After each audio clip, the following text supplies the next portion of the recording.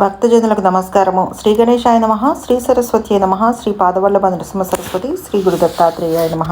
ఆంజనేయ చరిత్రలో మనం కొందరి భక్తుల కథలు చెప్పుకుంటున్నాం కదా. ఇవాళ అలాగే ఒక భక్తుడు కథ చెప్పుకుందాం. కశ్యప చరిత్ర. భక్తుల సంపదకు కావలి కథ. హనుమంతుడు తనను కొల్చే భక్తులకు ఇహలోకంలో సంపదలు ఇవ్వకుండా పీడించడు. ఇహలోకంలో సంపదలు ఇచ్చి ఆ సంపదలకు తానే కాపలాదారుడుగా ఉండి ఆ భక్తులకు ఎప్పటికప్పుడు తగిన నిదర్శనాలు చూపిస్తూ వారి భక్తిని పెంచుతూ వారి చేత ఉత్తమ ఉపాసనలు చేయిస్తూ చివరికి వారిని ముక్తికి చేరుస్తాడు. ఇందుకు కశ్యపుడనే భక్తుడి చరిత్రే మంచి నిదర్శనం. పూర్వం బ్రహ్మవర్తమనే పట్టణంలో కశ్యపుడనే వేదశాస్త్ర పండితుడు ఉండేవాడు. ఆయన ఎంత చదువుకుంటే ఏమీ, తగిన సంపాదన లేక సంసారం ఇచ్చడం కష్టమే బాధపడుతూ ఉండేవాడు. కొంతకాలం అయ్యేసరికి ఆ కశ్యపుడు ఏం చెయ్యాలా అని ఆలోచించి దారిద్ర్య నివారణ కోసం హనుమదుపాసన ప్రారంభించాడు. అప్పటి నుంచి ఆంజనేయ స్వామి ఆ పట్టణంలోనే ధనవంతుల గుండెల్లో దూరి సమయం వచ్చినప్పుడల్లా ఈ భక్తుడికి సమృద్ధిగా దానాలు చేయించడం మొదలుపెట్టాడు. తన ఉపాసన ఫలించి తనకు రాబడి పెరుగుతున్న కొద్దీ కశ్యపుడికి హనుమంతుడి మీద భక్తి మరింత పెరిగి సంపాదన కోసం వారి వెంట వీరి వెంట పడకుండా తన ఉపాసనే మరింత శ్రద్ధగా చేయసాగాడు. క్రమంగా కశ్యపుడు ఆ ఊళ్ళో ఉన్న సంపన్నుల్లో ఒకడయ్యాడు. అది ఆంజనేయ స్వామికి ఆనందకరంగానే ఉంది. కానీ ఆ ఊళ్ళో ఉన్న ఒక దొంగల ముఠాకి మాత్రం కంటగింపుగా తయారైంది. ఈ పండితుడు రోజు రోజుకి పెరిగిపోతున్నాడు. ఇల్లు పెద్దదైపోతోంది. లోపల ఏదో గుప్తనిధి చాలా ఉన్నట్టు ఉంది. లేకపోతే ఇంత కొద్ది కాలంలో ఇంత సంపద ఎలా వస్తుంది? కనుక ఆ నదిని ఏదో రకంగా కొట్టేయాలని ఆ ముఠా పన్నాగాలు ప్రారంభించింది. దానికోసం వాళ్ళు కొన్ని వ్యూహాలు పన్ని సుశిక్షితుడైన ఒక దొంగ ఇంట్లోకి వెళ్ళేటట్లు, మిగిలిన వాళ్ళు బయట కాపలా ఉండేటట్లు ఏర్పాటు చేసుకొని ఒకరిని లోపలికి పంపించారు. ఈ సంగతి కశ్యపుడికి ఏమీ తెలీదు. కానీ ఆంజనేయ స్వామికి తెలిసి ఇక రోజు ఆ ఇంట్లోనే సూక్ష్మ రూపంతో కాపలా ఉండడం మొదలుపెట్టాడు. ఈ కొత్త సన్నివేశాన్ని వినియోగించుకొని అటు దొంగలకి ఇటు కశ్యపుడికి కూడా కొత్త కొత్త పాఠాలు చెప్పాలని ఆంజనేయ స్వామి తన కొంగురొత్త ప్రణాళిక తయారు చేసుకున్నాడు. ఆ ప్రణాళిక ప్రకారం ఆ దొంగవాడు కశ్యపుడి ఇంట్లోకి వింత వింత వేషాల్లో ప్రవేశించినప్పుడల్లా అంతకన్నా ఊహకందని వేషాలతో ఆంజనేయ స్వామి వాడికి ఎదురుపడి వాడికి మాత్రమే కనిపించి వాడికి బెంబేలెక్కిస్తూ ఉండేవాడు. ఒకసారి ఆ ఇంటి పనివాడిలాగా దుడ్డుకర్ర పట్టుకొని మీద పడేవాడు. మరోసారి ఆ ఇంటి పనిగత్తెలాగా రోకలు పట్టుకొని ఎదురొచ్చేవాడు. ఒకసారి తలారివాడులాగా కవచం వేసుకొని వచ్చేవాడు. ఒకసారి తోటి పండితుడిలాగా నస్యం పీలుస్తూ గద్దించేవాడు. ఒకసారి పిల్లిగా, ఒకసారి కోతిగా, మరోసారి గద్దగా అడ్డం వచ్చి గోల చేసి చుట్టుపక్కల వారికి మెలకువ వచ్చేటట్లు చేసేవాడు. ఇలా విఘ్నాలు వస్తున్న కొద్దీ ఆ దొంగల ముఠాకి పట్టుదల పెరిగింది. ఆంజనేయ స్వామికి రోజు కాపలా కర్తవ్యం అయిపోయింది. చివరికి ఒకరోజు సందు చూసుకొని అర్ధరాత్రి పూట అసలు దొంగ పెరట్లోకి ప్రవేశించి వెనకాలి గోడకు కన్నం పెట్టడం మొదలుపెట్టాడు. ఇది గమనించిన ఆంజనేయ స్వామి ఒక క్షణం ఆలోచించాడు. ఇన్నేళ్లుగా ఈ ఇంటికి కాపలా వాడినే పడి ఉన్నా నన్ను ఈ బ్రాహ్మణుడు గుర్తించడం లేదు. నా సంపదను ఏదో శక్తి కాపాడుతోందని ఆలోచనే రావటం లేదు. కనుక ఇతనికి కూడా ఒక చిన్న కుదుపు అవసరం. స్వామి ఇంకా ఆలోచించి కొంచెం సేపు మౌనంగా ఊరుకున్నాడు. దొంగ చెమటలు కక్కుకుంటూ పూర్తిగా కన్నం కొట్టి దాంట్లోకి తలకాయ దూర్చి నడుము దాకా లోపలికి పెట్టినాక ఉన్నట్టుండి ఆ ఇంటి యజమాని రూపం ధరించి వచ్చి లోపలికి దూరే దొంగ కాలు పట్టుకొని వెనక్కి లాగసాగాడు. దొంగ ఉలిక్కిపడి తల వెనక్కి తిప్పి చూసి ఇంటి యజమానిని గుర్తుపట్టాడు. వాడికి ముచ్చెమట్లు పట్టాయి. కానీ ఒక ఆశ్చర్యం కూడా వేసింది. ఈ యజమాని గుంజుతున్నాడే కానీ అరవటం లేదు. ఇదేమి విచిత్రం? బహుశా భయంతో గొంతు పెగలటం లేదేమో. ఈ ఆలోచన వచ్చేసరికి దొంగకు ధైర్యం పెరిగింది. నేను ఈ కన్నంలో ఇరుక్కుపోయాను. ఇటు పోలేను, అటు పోలేను. ఈ పంతులు గారికి ధైర్యం వచ్చి అరిచే లోపలే ఈయనకి స్పృహ తప్పేలాగా కాళ్ళతో తన్ని లోపలికే దూరిపోతే లోపల దొరికినంత దొరకపుచ్చుకొని పారిపోవచ్చనే కొత్త ఆలోచన వచ్చింది. దాంతో వాడు బలం పుంజుకుని లోపలికే దూసుకుపోతూ రెండో కాలితో ఇంటి యజమానిని తన్నాలని ప్రయత్నిస్తున్నాడు. ఆ యజమాని తన పట్టు వదిలిపెట్టగా వాడి కాలితాపులకు దొరకక వాడిని లోపలికి పోనీగా వెనక్కి లాగుతూనే ఉన్నాడు. కానీ మరీ బలంగా లాగటం లేదు. దొంగకి పట్టుదల మరీ పెరిగింది. నేను శిక్షణ పొందిన వాణ్ణి, కండలు తిరిగిన వాణ్ణి. నా ముందు ఈ పప్పు పంతులెంత కనుక గట్టిగా తన్ని పట్టు విడిపించుకోవాలి అనుకొని వాడు మరింత గట్టిగా గింజుకుంటున్నాడు. కశ్యపుడి రూపంలో ఉన్న ఆంజనేయ స్వామి కొంతసేపు వాడితో అలా ఆడుకొని చివరికి విసుగెత్తి కన్నంలోంచి ఎలుకను తోకపట్టుకొని లాగినట్టుగా వాడిని లాగి యువతల పడేశాడు. వాడికి ఒళ్ళంతా గీక్కుపోయింది. కోపం నెత్తికెక్కింది. ఇక ఈ బ్రాహ్మణుడిని వదిలిపెడితే లాభం లేదని సింహంలాగా మీదికి దూకి గుద్దబోయాడు. కానీ ఆ బ్రాహ్మడు ఈ లోపలే మెరుపులాగా కదిలి దొంగడొక్కలో బలంగా పొడిచాడు. కానీ ఆయన అరవటం లేదు. దొంగకు నోటంబడి నెత్తుడు చుక్కలు వచ్చాయి. కళ్ళు తిరిగినంత పనైంది. కానీ అరిచేందుకు వీలు లేదు. అరిస్తే ఇంట్లో ఉన్న పనివాళ్ళు లేస్తారు. వీధుల్లో తిరిగే రక్షక భటులు పరిగెత్తుకొస్తారు. తన వీపే వాచిపోతుంది. వాడు తేలుకుట్టిన దొంగల్లే కిక్కురు మనకుండా నోరు మూసుకొని మెల్లిగా తేరుకుని మళ్ళీ బ్రాహ్మణుడి మీదికి దూకాడు. ఈ బ్రాహ్మడు ఏ బ్రాహ్మడో గాని మల్లయుద్ధ వీరుడిలాగా ఉన్నాడు. మెరుపులాగా ఎగురుతున్నాడు. మోకాళ్ళతో మోచేతులతో పొడుస్తున్నాడు.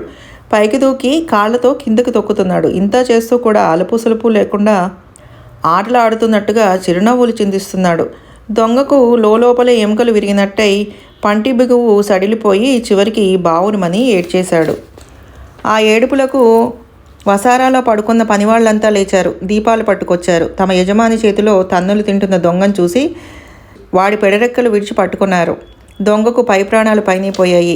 ఈ బ్రాహ్మణుడు తన పిడికిలతో నెత్తిన ఒక గుద్దు గుద్దినా తను ఆఖరు. ఈ పనివాళ్ళు దుడ్డుకర్రలతో 2 పోట్లు పొడిచినా తను ఆఖరు. దారిని పోయే తలారి వాళ్ళని పిలిచినా తను ఆఖరే. తనకు కాపలాగా వచ్చిన దొంగ విధవలంతా తలో పక్కకి జారుకున్నారు. చివరికి తనే దొరికిపోయాడు. దొంగ ఇలా మదన పడుతుంటే ఇంటి యజమాని తాపిగా ఏదో ఆశపడి వచ్చాడు. ఈ విధవని చంపటం దేనికని ఊరుకున్నా. పోనీ తలారి వాళ్ళని పిలుద్దామా అన్నాడు ఆయన. పనివాళ్ళు ఇలా అన్నారు, అయ్యా వీడు ఎలాగో సగం చచ్చి ఉన్నాడు. ఇప్పుడు తలారి వాళ్ళ చేతికి అప్పచెప్తే వాళ్ళ దెబ్బలకు వీడు నిజంగానే చేస్తాడు. ఈ హత్యా పాపం మనకెందుకు?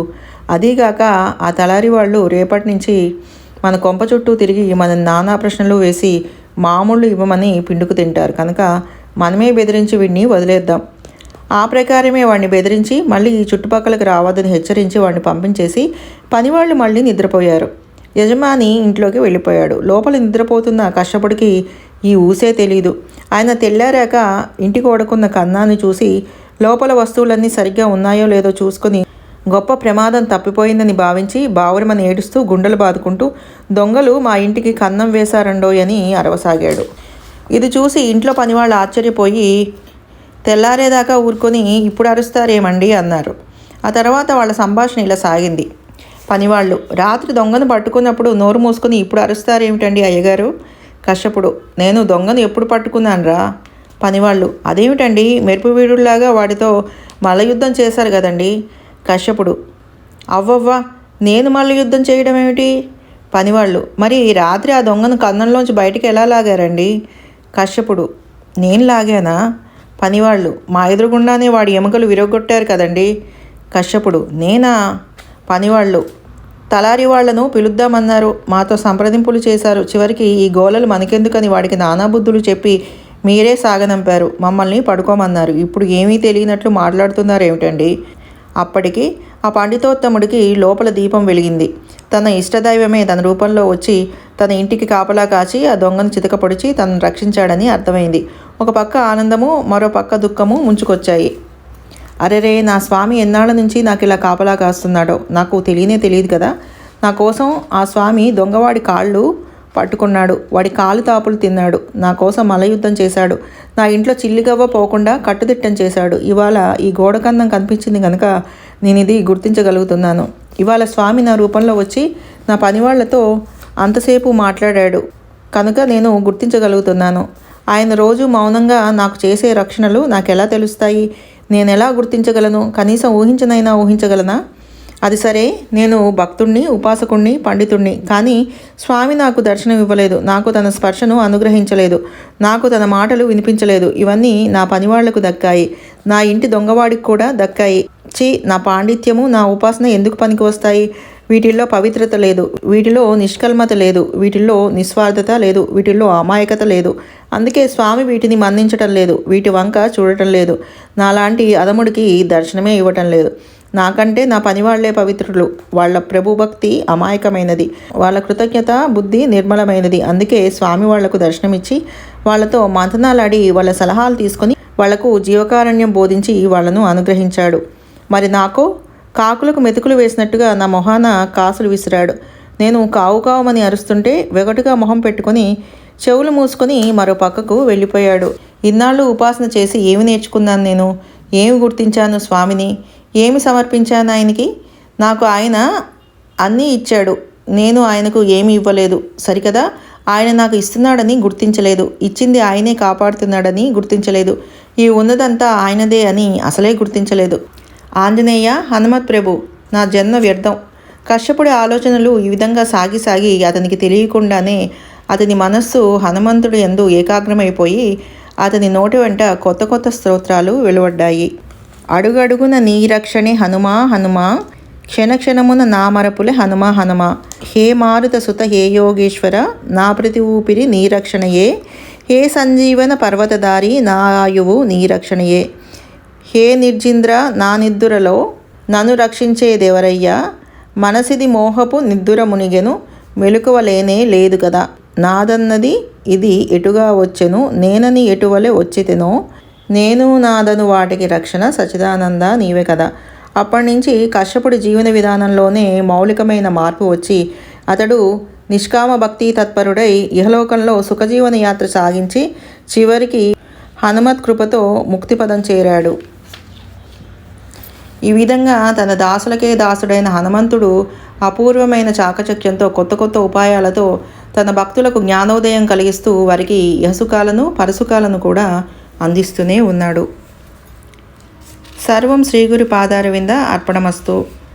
సర్వే జన సుఖినో భవంతు. శుభం భూయాత్.